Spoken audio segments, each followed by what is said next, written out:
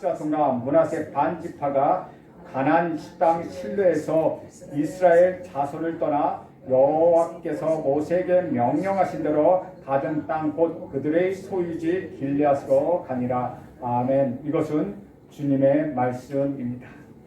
오늘 말씀은 여호수아가 요단 동편에서 기업을 받았던 루벤 지파와 갓 지파와 므낫세 반지파를 자신의 기업으로 돌려보내는 장면으로 시작합니다.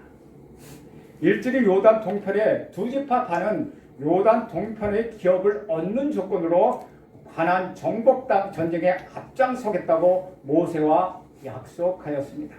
그래서 정복 전쟁이 개시되자마자 그들은 이 두 지파 반은 약 4만 명의 군사를 파견하였습니다. 그리고 그들은 7년여 동안의 정복 전쟁을 열심히 하여서 이스라엘 백성 앞에서 열심히 싸우고 그 땅을 함께 정복하였습니다. 그런데 이제 정복전쟁이 끝났습니다. 그리고 땅 분배까지 마쳤습니다. 여호수아가 그들의 공로를 치하하며 재물을 주고 그들의 기업으로 돌아가라고 하는 것입니다. 그렇다면 오늘 이러한 사실을 기록하고 있는 본문은 우리에게 어떤 교훈을 말하고 있는 것일까요? 오늘 본문이 우리에게 주시고자 하는 말씀은 무엇일까요?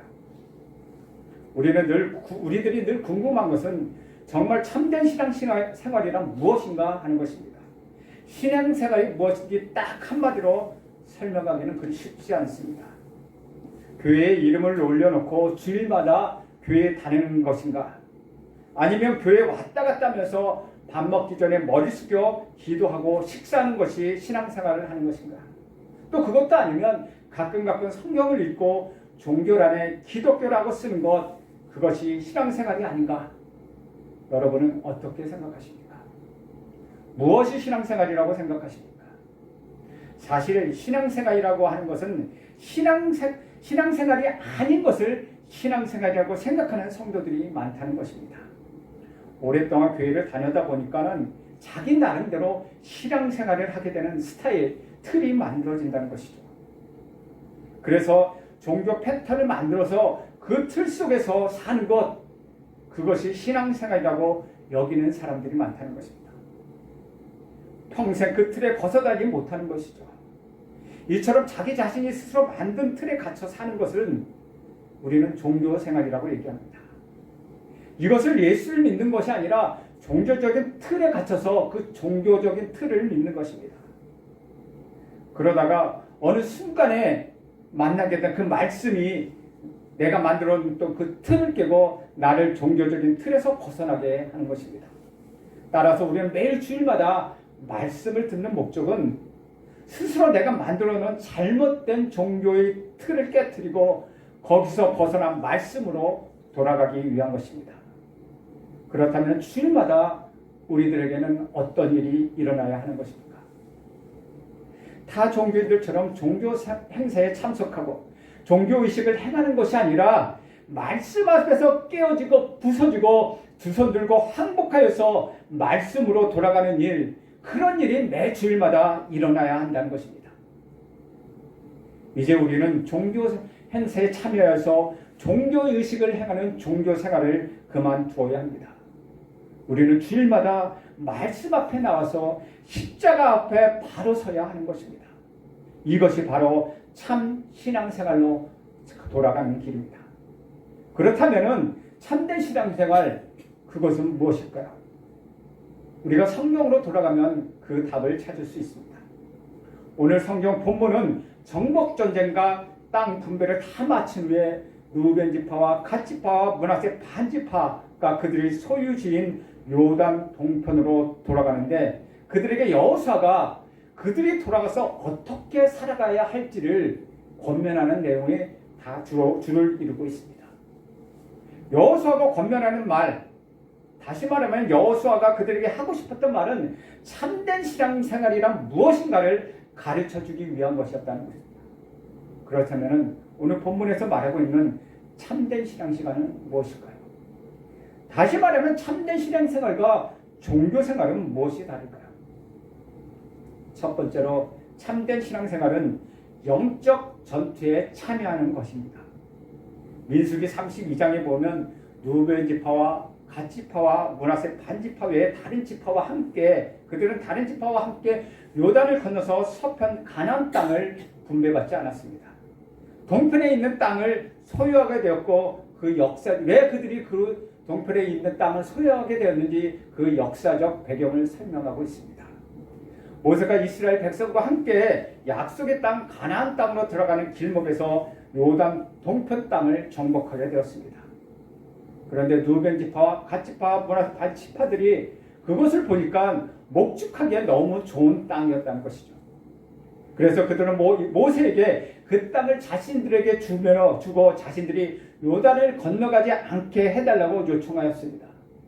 그러나 모세는 두 지파 반에게 가나안 정복 전쟁에 함께 동참하는 조건으로 그러면 요단 동편 땅을 너희에게 주겠다 하면서 그들에게 소유를 허락하였습니다. 그리하여 루벤 지파와 갓 지파와 므낫세 반 지파가 요단 동편 땅을 소유하게 되었던 것입니다. 우리 2절과 3절 말씀 함께 읽겠습니다. 시작. 그들에게 이르되 여호와의 종 모세가 너희에게 명령한 것을 너희가 다 지키며 또 내가 너희에게 명령한 모든 일에 너희가 내 말을 순종하여 오늘까지 날이 오래도록 너희가 너희 형제를 떠나지 아니하고 오직 너희 하나님 여호와께서 명령하신 그 체계를 지키도다. 므낫세 루벤과 갓과 므낫세 반지파의 자손들은 오랜 날 동안 이스라엘 형제들과 함께 가나안 정복 전쟁을 통하여서 피를 흘리며 열심히 싸웠습니다. 그들은 정복 전쟁을 피하지 않고 그들의 최선을 다했습니다. 이스라엘 백성은 그냥 백성이 아니라 진을 이루어서 약속의 땅 가나안 땅을 정복하여 들어가는 행군하는 하나님의 군대였습니다. 그래서 아침마다 내려주는 하늘에서 내려주는 만나는 그냥 보통 양식이 아니라 가나안 땅을 정복하기 위하여 전쟁하러 나가는 군대의 군량미가 되었습니다. 만나를 먹고 놀고 즐기라는 것이 아니라 그 만나를 먹고 나가서 힘을 내어 싸우라는 것입니다. 그들은 하나님이 주시는 만나를 먹고 하나님의 명령에 따라 여리고 성을 정복하였고 아이성을 정복하였고 가나안 모든 땅을 정복하였습니다. 이 정복 전쟁에서 루벤과 갓과 므낫세의 반지파를 피하지 않고 그들을 동참하여서 그들의 책임을 다하였습니다. 이와 같이 하나님은 우리 교회를 유람선으로 만들지 아니하였습니다. 우리 교회를 전투함, 군함으로 만들어서 전쟁터에 보내셨습니다. 교회는 사람들을 태우고 유람하는 유람선이 아니라 군사들, 병사들을 태우고 전투하는 전투함입니다. 성도들은 유람선을 타고 관광하는 놀이꾼으로 부르심을 받은 것이 아니라 전쟁터로 부르심을 받은 군사라는 것입니다. 하나님이 우리에게 주시는 모든 선물을 먹고 마시고 즐기라고 주신 것이 아니라 그것을 먹고 힘을 내서 힘을 얻어서 힘을 내 싸우라고 주시는 군량미라는 것입니다. 이제 전투함을 유람선으로 개조하여서 유람하는 놀이를 그만두고 우리 주님이 오시는 날까지 교회는 전투함으로 전투하고 성도들은 전투병으로 열심히 싸워 나가야 합니다. 그래서 우리 전쟁은 육에 속한 전쟁이 아니라 영혼을 구하는 전쟁이요 이 땅을 하나님 나라로 만들어가는 영적 전쟁이라는 것입니다. 신앙생활은 이처럼 놀이가 아니라 영적 전쟁에 동참하여서 열심히 싸우는 영적 전투를 신앙생활이라고 합니다. 싸움이 없으면 승리가 없고 가나안 땅도 없습니다. 오직 전쟁에 동참하여 싸워 나가는 사람들에게는 승리가 있고 가나안이 있습니다. 다른 성도들은 피를 흘려 싸울 때 우리는 다른 사람들이 피를 흘려 싸울 때 그 싸움을 피하고 유람하는 놀이문화는 우리는 오늘로 끝내야 합니다. 하나님이 부르시는 대로 전쟁터로 우리는 돌아가야 합니다. 사랑하는 여러분, 우리가 가야 할 곳, 우리가 있어야 할 곳은 유람선이 아니라 싸움터임을 기억하십시오. 두 번째로 참된 신앙생활은 무엇이냐? 하나님과 친근하게 교제하는 것입니다. 여호수아는 루벤, 갓, 므낫세 이 두 지파 반의 자손들을 그들의 소유로 보내면서 중대한 권면을 주고 있습니다. 그들이 어떻게 살아야 하는지를 가르치겠다는 교훈이죠. 우리 5절, 6절 한 목소리로 읽겠습니다. 시작. 오직 여호와의 종 모세가 너희에게 명령한 명령과 율법을 반드시 행하여 너희 하나님 여호와를 살아가고 그의 모든 길로 행하며 그의 계명을 지켜 그에게 친근히 하고 너희의 마음을 다하며 성품을 다하여 그를 섬길지니라 하고 여호수아가 그들에게 축복하여 보내매 그들이 자기 장막으로 갔더라. 여호수아가 요단 동편으로 돌아가는 이스라엘 백성에게 줬던 권면은 무엇입니까? 바로 하나님을 사랑하는 마음으로 말씀을 지키고 행하고 마음과 성품을 다하여 하나님을 섬기라는 것입니다. 다시 말하면 하나님과 친근하게 행하라는 것이죠. 이스라엘 백성의 다른 민족과 구별되는 정체성은 이스라엘은 하나님께로 구별된 백성이며 하나님과 친근하게 교제하는 삶을 사는 것이었습니다. 인간관계는 관계 속에서 우리가 전혀 알지 못하는 사람과 관계가 있고 길을 가다 보면 그냥 안녕하세요 하고 안부 정도 묻는 그런 정도로 알고 지내는 관계가 있는가 하면 아주 친근하게 교제하는 관계가 있습니다. 이처럼 하나님과의 관계도 하나님을 전혀 알지 못하는 사람과의 관계가 있고 1년에 52번 52주 즉 일주일에 한 번씩 하나님과 만나는 관계가 있는가 하면 또 일주일에 한 번 하나님께 눈동자를 찍기 위해서 교회에 나와서 하나님 안녕 하는 정도의 관계도 있습니다. 눈동자기로 찍어야 그 한 주간에 편안하게 살 수 있다고 믿기 때문이죠. 그렇다면 참된 신앙생활은 무엇입니까? 신학적으로 복잡하게 설명할 필요 없이 한마디로 말하면 하나님과 친근하게 교제하는 것, 이렇게 말할 수 있습니다. 갈라디아서 2장 20절에 보면 성도의 삶을 뭐라고 얘기합니까? 나를 사랑하사 나를 위하여 자기 몸을 버리신 하나님의 아들을 믿는 믿음 안에 사는 것이라고 설명하고 있습니다. 그러므로 참된 신앙생활이란 나를 사랑하사 나를 위하여 자기 몸을 버리신 예수를 생각할 때마다 도저히 이해가 안 되지만은 그분을 더 알고 싶고 그분을 더 만지고 싶고 그분과 같이 더 가까이 있고 싶고 그분의 얼굴을 좀 더 자세히 보고 싶고 잠시라도 같이 있고 싶어하는 그런 목마름, 그 목마름 때문에 날마다 때마다 하나님 앞에 더 나가고 우리 주님 앞에 더 나가고 싶어하는 것, 그것이 바로 신앙생활이라는 것이죠. 삶의 목마름 때문에 우리 신앙생활은 주님과의 교제가 어쩌면 우리 신앙생활의 전부일 것입니다. 주님과의 교제하는 삶을 반드시 영적 전쟁이 있기 때문입니다. 그러면은 영적 전쟁 후에 반드시 무엇이 있을까요? 전쟁이 끝나면 무엇이 있습니까? 전쟁에서 승리를 얻는 자에게 주어지는 것은 바로 전리품입니다. 이 전리품에 대해서 오늘 여호수아는 뭐라고 가르치고 있을까요? 그 세 번째로는 참된 신앙생활은 전리품을 나누는 삶이라는 것입니다. 누베 자손과 갓 자손과 문하세 반지파의 자손들이 정복전쟁에서 많은 전리품을 거두었습니다. 여호수아는 그들이 그 얻은 전리품을 어떻게 사용해야 할지 잘 가르쳐주고 있습니다. 우리 8절 말씀 함께 읽겠습니다. 시작. 말하여 이르되 너희는 많은 재산과 힘이 많은 가축과 은과 금과 구리와 새와 힘이 많은 의복을 가지고 너희 장목으로 돌아와서 너희 원수들에게 탈취한 것을 너희 형제와 나눌지니라. 여호수아는 두 지파 반 자손들이 동편에 있는 형제들에게로 돌아가면서 가나안 정복 전쟁에서 얻었던 탈취했던 전리품을 형제들과 나누라고 신신당부하고 있습니다. 다시 말하면 전쟁에서 얻은 전리품을 형제와 같이 나누는 것, 그것이 참된 신앙생활이라고 말하고 있습니다. 따라서 성도의 삶, 우리 그리스도인들의 삶, 성도의 신앙생활은 영적 전쟁이요 전쟁에서 얻은 전리품을 거두는 것이라고 말할 수 있습니다. 성도들의 일터, 직업이 세상 사람들의 직업과 다른 점은 세상 사람들에게는 직업은 단지 먹고 살기 위해서 일하는 곳이지만 우리에게 있어서의 일터와 직업은 하나님의 뜻을 이루기 위한 영적 전쟁터라는 것입니다. 전쟁에서 얻은 전리품의 10분의 1을 구별해 하나님께 드려 교회인 교회가 사탄의 세력과 싸우는 전쟁에서 군수품을 조달하기 위해서 우리는 일터에서 싸워서 일하는 것입니다. 그러므로 성도들의 일터, 성도들의 기업, 성도들의 직장은 영적 싸움터입니다.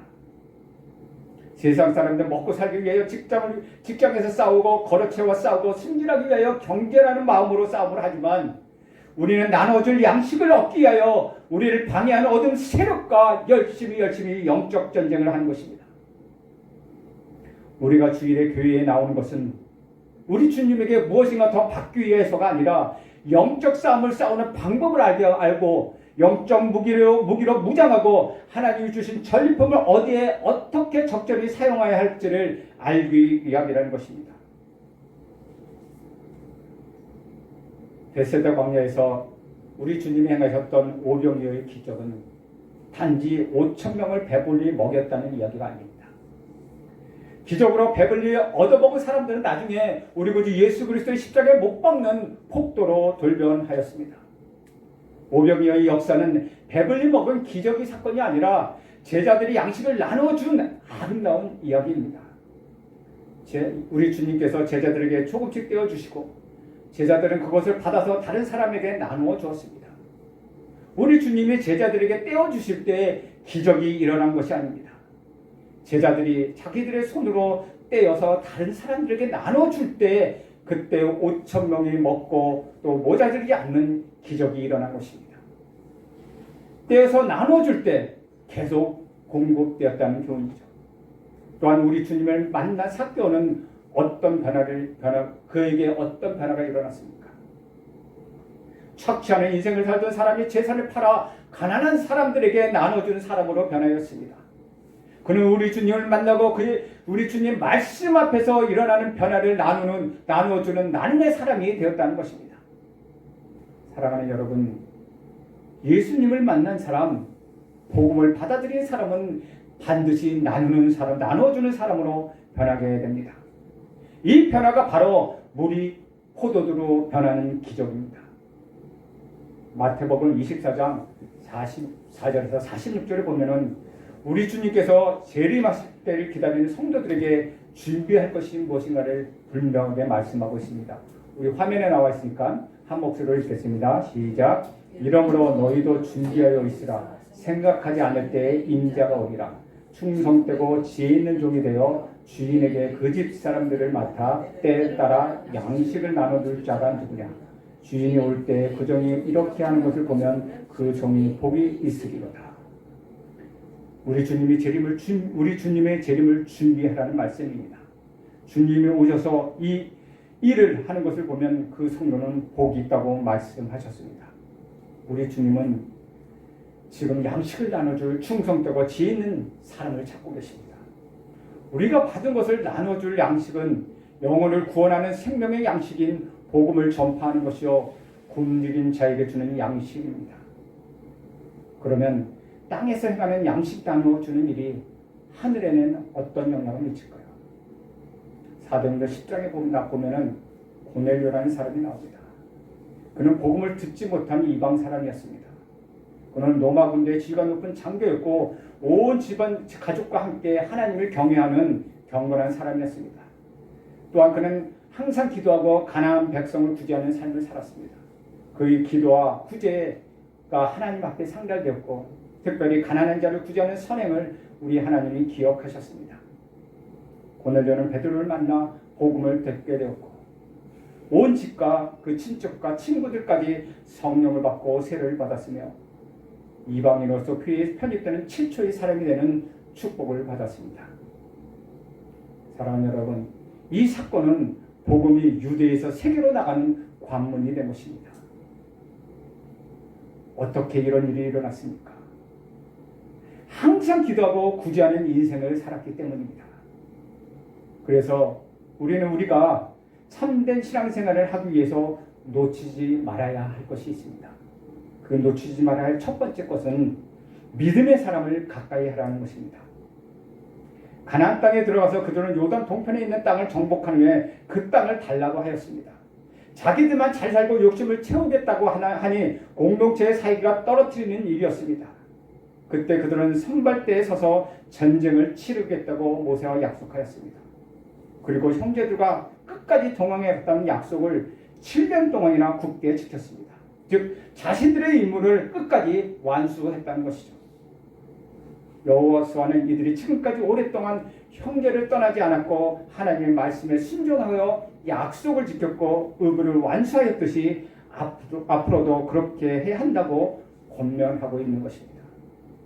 사랑하는 여러분, 우리는 동역자들과 끝까지 동행하는 법을 배워야 합니다. 어떤 경우에는 자신이 쉽고 조금에 따라서 옳고 그름으로 착각하여서 등을 돌리는 경우도 있습니다. 어떤 경우는 자기 이익을 위하여 냉정하게 등을 돌리기도 합니다. 그러나 우리 하나님은 신실하기 때문에 믿음의 동지들을 붙여주셔서 그들과 함께 동행하게 하십니다. 두 번째로는 하나님을 가까이 해야 한다는 것입니다. 여호수아는 위로와 격려를 아끼지 않으며 하나님과 친근하라고 앞에서 말했습니다. 말씀드렸습니다. 하나님은 가까이 하는 것, 하나님의 말씀을 묵상하고 말씀에 순종해야 한다는 것입니다. 순종한다는 것은 삶 전체가 하나님의 말씀에 지배받는 것을 뜻하는 것입니다. 하나님을 가까이 하려면 하나님을 가까이 하기 위해서 몸부림치는 사람들과 사귀어야 합니다. 사람을 잘못 사귀면 굉장히 손해를 보고 고통을 당하기도 합니다. 주기도문에 보면 시험에 들지 않게 악에서 구해달라는 것은 무엇을 의미하는 것입니까? 길을 가다가 언덕에 떨어지지 않게 해달라는 그런 기도가 아니라는 것입니다. 즉 악한 사람들이 손에 빠져 죄를 범하는 일이 없게 해달라고 강구하는 기도입니다. 사람을 잘못 만나 죄를 범하거나 고통을 당하는 일이 없게 해달라는 것이죠. 좋은 사람들을 만나서 복되게 살고, 좋은 사람들을 만나면 복되게 살고, 악한 사람들을 만나면 화를 당하는 것이 일반적인 것입니다. 그런데 하나님을 가까이 하는 사람은 그런 사람을 만나는 것을 더 중요하다는 것입니다. 그것은 우리 자신이 먼저 하나님을 가까이 하는 사람이 되어야 합니다. 세상에 어떤 사람보다 먼저 사귀고 가까이 할 분은 물론 우리 하나님이십니다. 하나님이 함께 하시면 하는 일이 잘 되고 형통할 것이요, 하나님이 함께 하시지 않으면 아무리 우리가 애를 쓴다 해도 그 일은 잘 되지 않고 막힙니다. 하나님이 함께 하시면 7번 넘어져도 다시 일어나지만 하나님이 함께 하시지 않는 사람은 한 번 넘어지면 다시는 일어나지 못합니다. 그러므로 하나님이 함께 하셔야 합니다. 그런데 하나님이 함께하는 사람들의 전형적인 특징이 있습니다. 그 특징은 하나님께 드리는 예배를 굉장히 소중히 여긴다는 것입니다. 하나님께 예배를 잘 드리며 섬기는 사람에게는 하나님이 함께 하십니다. 내가 하나님과 함께하면 하나님이 나와 함께 하신다고 분명히 약속하셨습니다. 그러므로 우리가 하나님을 가까이 하면, 또 그렇게 하려면 무엇보다도 예배를 소중히 여겨야 합니다. 예배는 하나님께 드리는 시간입니다. 이 시간을 우습게 여기는 것 또한 하나님을 우습게 여기는 것입니다. 하나님이 느껴지지 않는다면 하나님이 우리에게 멀어진 것이 아니라 우리가 하나님으로부터 멀어졌다는 사실을 잊지 마십시오. 세 번째로는 영적 지도자를 가까이 하라는 것입니다. 이스라엘 백성들은 지도자 여호수아를 통해서 복을 받았습니다. 그들은 지도자가 감동할 정도로 자신들의 약속에 충실하였습니다. 그들은 지도자가 그 정도의 충성을 했다면 충분하다고 인정할 정도로 약속을 지켰습니다. 따라서 여호수아는 진심으로 그들을 축복하여서 자기 기업이 있는 요단 동편으로 돌려보냈습니다. 하나님께서는 지도자를 통해서 복을 주십니다. 족장 시대는 아브라함과 이삭과 그리고 야곱을 통해서 복을 주셨습니다. 광야 시대와 사사 시대에는 모세와 여호수아와 제사장을 통하여 복을 주셨습니다. 이 세상에 살다 보면은 교통사고로 중상을 입게 되는 경우가 있습니다. 그래서 그 중상 입은 사람은 보통 산소호흡기를 달아야 할 경우도 있는데, 그 산소호흡기를 24시간 산소가 공급되어서 그 산소호흡기의 산소를 마시게 되면 그 비용이 하루에 100만 원은 좋게 나온다고 합니다. 그렇다면 사고를 당하지 않은 우리는 적어도 매일매일 100만 원어치 산소를 먹고 살고 있는 것이 아닙니까? 어디 그것뿐입니까? 혹시 햇빛을 전기세로 환산하여 보신 적 있으십니까? 하나님이 주시는 햇빛은 빛뿐만 아니라 온도를 적당히 주시고 자외선과 적외선을 적당히 주셔서 인간과 동물과 식물의 성장을 도와주고 또 생존을 위해서 얼마나 유익하게 하는지 우리는 잘 알아야 합니다. 하나님이 복을 주셔야 우리가 복을 받습니다. 그리고 우리는 그 복을 누릴 수 있는 것입니다. 그런데 하나님이 복을 주시는 통로가 있습니다. 그것이 바로 지도자를 통해서 복을 주신다는 것입니다. 이스라엘이 어려워서 부르짖을 때 하나님이 가장 먼저 하셨던 일, 그 일은 그들을 구원할 지도자를 세우셨던 일입니다. 하나님 반드시 그 지도자를 통해서 복을 주셨습니다. 사랑하는 여러분 모두가 지도자를 통해서 복받는 사람이 되시길 간절히 바랍니다. 집에서는 가정의 지도자인 아버지를 통해서 복을 받으십시오. 교회에서는 지도자인 목사님을 통해서 복을 받아 누리십시오. 그런데 직분자와 지도자는 다르다는 것입니다. 직분을 맡았다고 해서 다 지도자가 아니라는 것이죠. 그러면 어떤 사람이 지도자입니까? 다시 말하면 지도자는 어떤 사람입니까? 그 지도자는 먼저 하나님이 세워야 합니다. 우리는 가정에서 우리 아버지를 우리가 택한 것이 아닙니다. 왜냐하면 하나님이 세우셨습니다. 당연히 하나님이 주시는 복의 통로실밖에 없는 것입니다. 우리가 무엇을 가까이 하라는 것이 나의 삶과 나의 인생을 결정하는 것을 아시는지요? 여러분, 지금 무엇을 바라보고 살고 계십니까? 하늘을 바라보는 자는 땅의 것이 문제가 되지 않습니다. 땅을 보는 사람은 하늘의 것이 문제로 삼지 않습니다. 우리가 어디에 있느냐, 어디를 바라보고 사느냐에 따라서 문제와 답이 결정된다는 것입니다. 하늘을 보면 땅에 매이지 않고 하늘에 매인 인생이 되는 것입니다. 영혼을 소유한 인생이 되는 것입니다. 사랑하는 여러분, 여호수아가 두 지파 반 사람들에게 해준 말은 오늘 우리에게도 꼭 필요한 말씀입니다. 이것을 여러분의 가슴에 담고 살아가시기 바랍니다.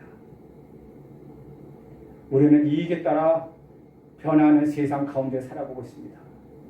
변치 않는 의리도 없고 영원한 우정도 없고 영원한 사랑도 없습니다. 어제의 적이 오늘의 동지가 될 수가 있고 오늘의 동지가 내일의 적이 될 수가 있습니다.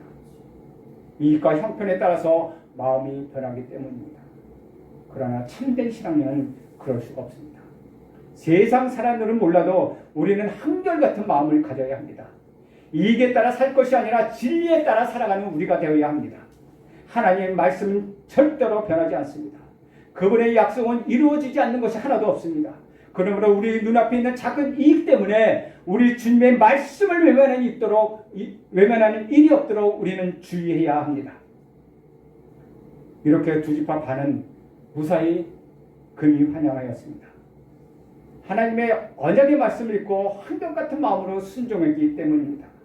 그 마음 때문에 사랑하는 가족품으로 자신의 기업이 있는 곳으로 그는 돌아갈 수 있었습니다. 우리도 변찮은 마음으로 주님의 말씀을 순종해야 합니다.